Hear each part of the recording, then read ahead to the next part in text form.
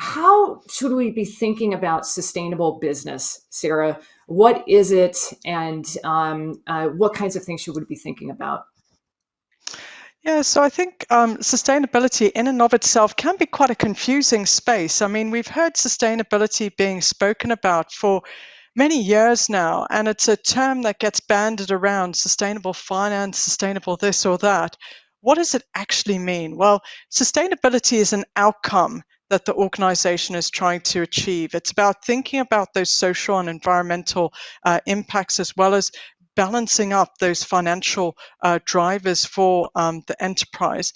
And we've got a couple of supporting concepts behind this. One is ESG, which is how we report our performance when it comes to sustainability. And the other is CSR, corporate social responsibility, which is many of the activities that happen within the organization that meet that sustainable outcome. And of course, things like digital technology, engaging with our employees, absolutely crucial to make this happen, as well as financing it. Yeah, one of the things that people will often ask me is, they when you think of sustainability, often there's so much focus on the E and environmental sustainability, but that you really can't pull apart the social side or the governance side. I live in Denver, Colorado, and we are constantly having issues with air quality as an example, and fires in the especially fires in the summer, and so that's an environmental issue, but it impacts your health, and that's a social issue. So these are really interrelated concepts. Mhm. What are the top 3 or 5 trends that you're seeing in sustainability right now, Sarah? Great question. Well, I'm spending a lot of time speaking to our clients on greenhouse gas emissions and climate change. And where our clients' attention is at the moment is on what we call climate mitigation strategies. So, how do we reduce our greenhouse gas emissions to meet goals like net zero, for example? A bit of a blind spot for some organizations is around adaptation. So, we know that there will be changes to our climate over a period of time. And what does that mean for business? And how do we make sure we're best prepared for that? What does that mean for the products and services that we're offering? So greenhouse gas emissions, definitely a big topic.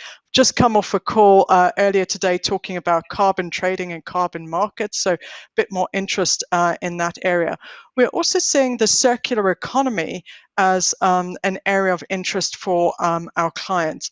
And what I find quite fascinating about the circular economy at the moment is how some enterprises are using this as a disruption response strategy by creating more raw material security through circularity. So that's been really interesting and exciting to watch that unfold and that topic being picked up a little bit more.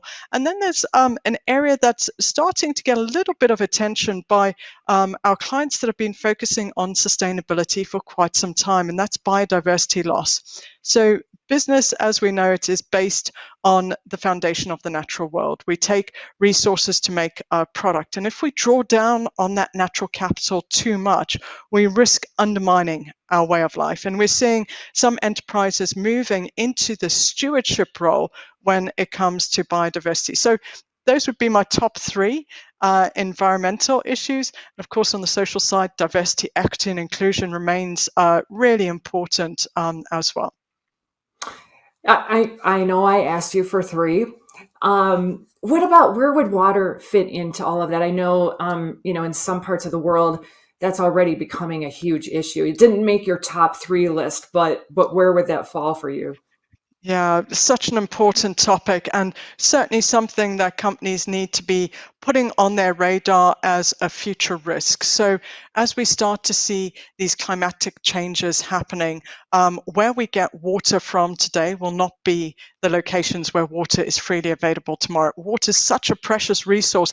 Only 1% of water globally is fresh water and freely available, but it's an area that doesn't get a lot of investment, right? Because water as a commodity in many countries is really cheap as well. So but raises some really interesting questions around water and energy. So it could be counter-argued, we've got loads of water, we can just go for desalination as an option. But that, of course, creates greenhouse gas emissions. And there's a social element here as well that, if we abstract groundwater, that puts potentially our organizations in tension with local communities. So those environmental and social elements are so wrapped up together and just can't be pulled apart.